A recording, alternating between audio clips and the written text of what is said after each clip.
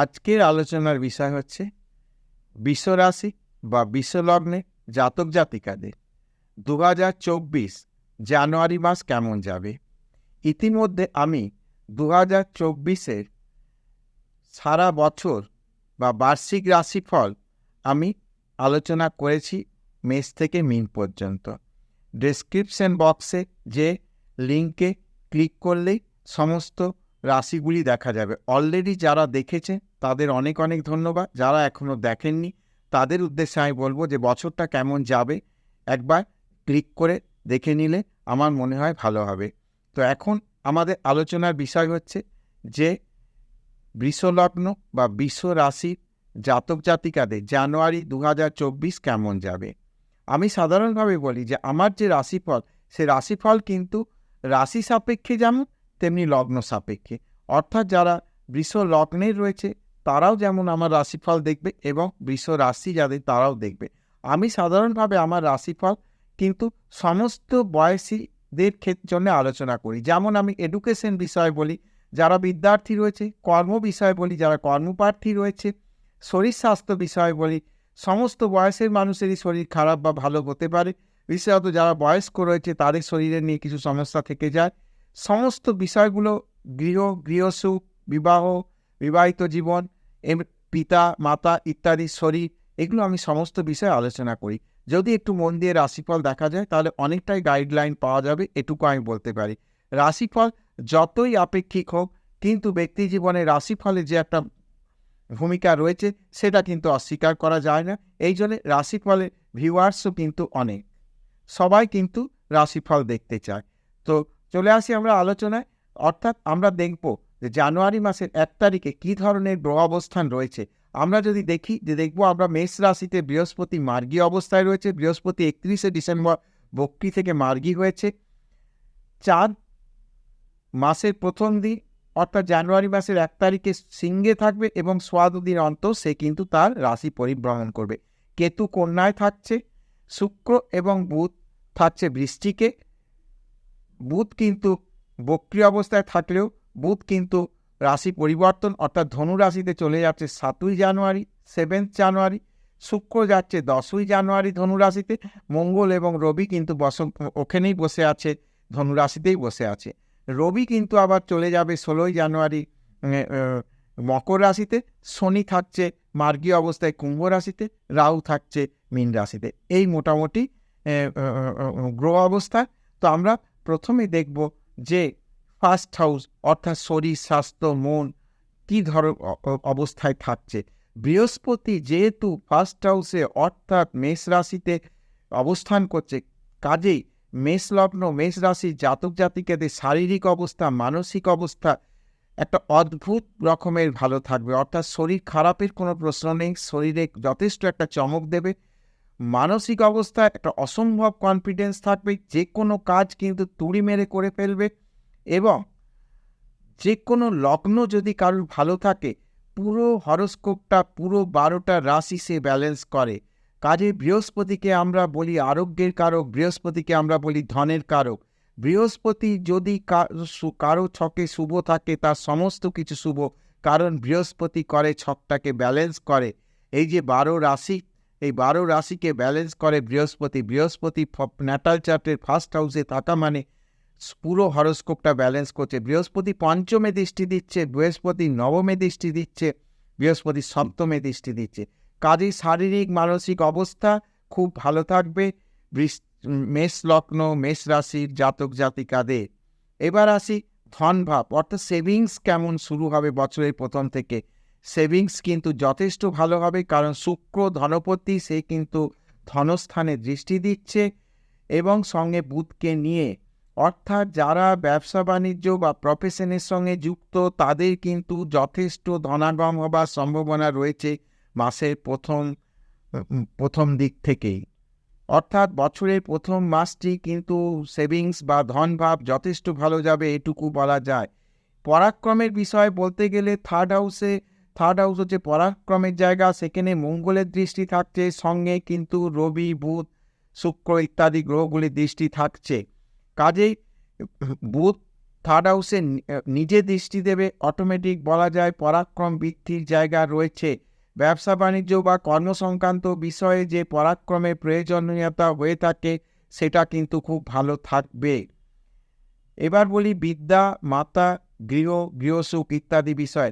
মায়ের শরীর বিষয়ে বলতে গেলে বলতে হবে যে শারীরিক বিষয়ে মোটামুটি একটা শো চলবে, খুব খারাপ কিছু নয়, তবে একটু সাবধানে থাকতে হবে। শরীর বিষয়ে যত্ন নিতে হবে। যারা একটু বয়স্ক মানুষ রয়েছেন অর্থাৎ 70 ঊর্ধ্ব যে সমস্ত মায়েরা রয়েছেন তাদের কিন্তু মেডিকেল কনসালটেন্সির প্রয়োজন থাকবে। মান্থলি যে চেক আপ হয় বা ত্রৈমাসিক যে চেক আপ হয় সেই চেক আপটা যেন বছরের প্রথমে একবার করে নেওয়া হয়, টাইম মতো যেন ওষুধ খাওয়া হয় বা মেডিসিনগুলো নেওয়া হয়, তাহলে কিন্তু শরীর স্বাস্থ্যের কোনো সমস্যা সেরকম জায়গা থাকছে না, নচেত ছোট বিষয় থেকে অনেক বড় হয়ে যেতে পারে।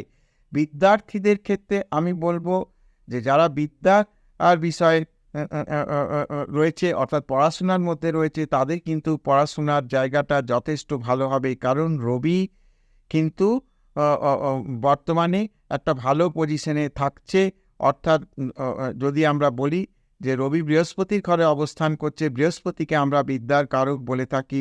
যদিও রবি পরবর্তীকালে শনির ঘরে চলে যাচ্ছে, কাজেই যারা টেকনিক্যাল বিষয়ে পড়াশোনার চেষ্টা করছে তাদেরও ভালো হবে, জেনারেল এডুকেশনে যারা রয়েছে তাদের ভালো হবে। জানুয়ারি মাস শেষ হলেই মাধ্যমিক, উচ্চ মাধ্যমিক ইত্যাদি পরীক্ষাগুলি রয়েছে ওয়েস্ট বেঙ্গল বোর্ড এবং বিভিন্ন বোর্ডের, সেই সমস্ত পরীক্ষার্থীদের জন্য শুভকামনা, তাদের পরীক্ষার ফল কিন্তু ভালো হবে, পরীক্ষা ভালো হবে, এটুকু বলা যেতে পারে। উচ্চশিক্ষার বিষয়ে আমি বলি যে উচ্চশিক্ষার বিষয়ে পঞ্চমে যেহেতু কেতুর অবস্থান রয়েছে, তাহলে বছরের প্রথমটায় কিন্তু কিছু ডিস্টার্ব, উচ্চশিক্ষা যারা পরীক্ষা দিচ্ছে, মেডিকেল এন্ট্রান্সের পরীক্ষা থাকে জানুয়ারি মাসে, তাদের ক্ষেত্রে কিন্তু একটু কেয়ারফুল হতে হবে, সিলি মিস্টেক হয়ে যাওয়ার জায়গা রয়েছে। তবে মে মাস থেকে উচ্চশিক্ষার ক্ষেত্রে বেশ ভালো সময়, কারণ বৃহস্পতি 1 মে থেকে পঞ্চমে বিদ্যাস্থানে দৃষ্টি দেবে। শত্রুতা, মামলা মোকদ্দমা ইত্যাদি বিষয়ে খুব একটা দুশ্চিন্তার জায়গা নেই, তবে আমি বলি যে মাসের প্রথম 7 থেকে 10টা দিন একটু কিন্তু ধীরে চলতে চলতে হবে। মহিলা শত্রুর উৎপাত হতে পারে, সে বিষয়ে একটু কিন্তু সাবধান হতে হবে, নচেত কিন্তু সমস্যা বেড়ে যেতে পারে।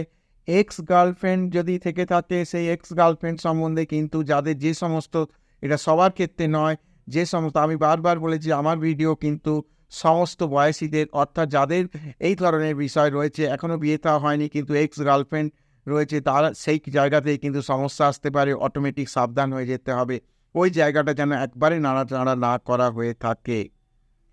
এরপর বলি যে যারা নতুন বিয়ের চিন্তাভাবনা করছেন, অর্থাৎ যাদের অলরেডি তো বিয়ের ডেট ফিক্সড হয়ে গেছে, তাদের জানুয়ারি মাসে বিয়ের বিষয় হতে পারে। তবে আমার মনে হয় বৈশাখ জ্যৈষ্ঠী মাসে যারা বৃষ লগ্ন, বৃষ রাশি জাতক জাতিকাদের রয়েছে, তাদের বৈশাখ জ্যৈষ্ঠী আষাঢ় এই সময় বিয়ে হওয়ার সম্ভাবনা বেশি, জানুয়ারি মাসে সম্ভাবনা একটু কম।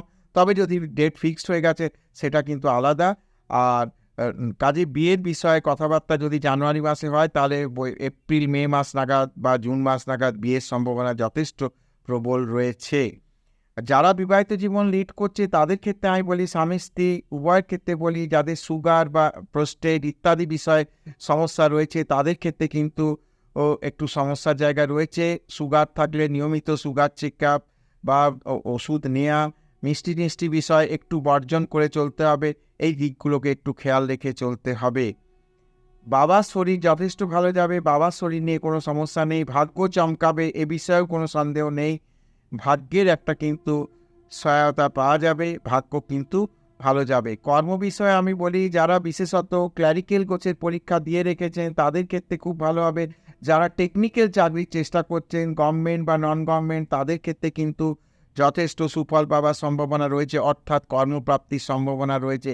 ক্যাম্পাসিংয়ে যারা অলরেডি চাকরি পাননি এখনও পর্যন্ত, তাদেরও কিন্তু দেখা যাবে লাস্ট কোনো একটা ক্যাম্পাসিংয়ে বা অফ ক্যাম্পাসিংয়ে চাকরি পাওয়ার যথেষ্ট সম্ভাবনা রয়েছে। আয় স্থান যথেষ্ট ভালো, ফাটকাতে অর্থপ্রাপ্তি হতে পারে, অর্থাৎ শেয়ার বা এই ধরনের যে সমস্ত ফাটকা কারবার হয়ে থাকে সেই সবের অর্থপ্রাপ্তি হতে পারে। যারা ল্যান্ড ট্রেডিং করে থাকেন বা প্রমোটিং করে থাকেন তাদের ক্ষেত্রে কিন্তু অর্থপ্রাপ্তির যথেষ্ট সম্ভাবনা এই সময়টায় রয়েছে। যারা বিদেশ যাত্রার চেষ্টা করছেন পড়াশোনার পারপাসে, তাদের কিন্তু খুব ভালো সময়, অর্থাৎ বিদেশ যাওয়ার যথেষ্ট সম্ভাবনা রয়েছে, বা পেপারপত্রে হয়তো এতদিন আটকে ছিলেন, ভিসাটা কোথাও বোধহয় আটকে ছিল, ভিসা পাওয়া যাচ্ছিল না, তাদের কিন্তু যথেষ্ট সম্ভাবনা রয়েছে ভিসা পেয়ে বিদেশ যাওয়ার।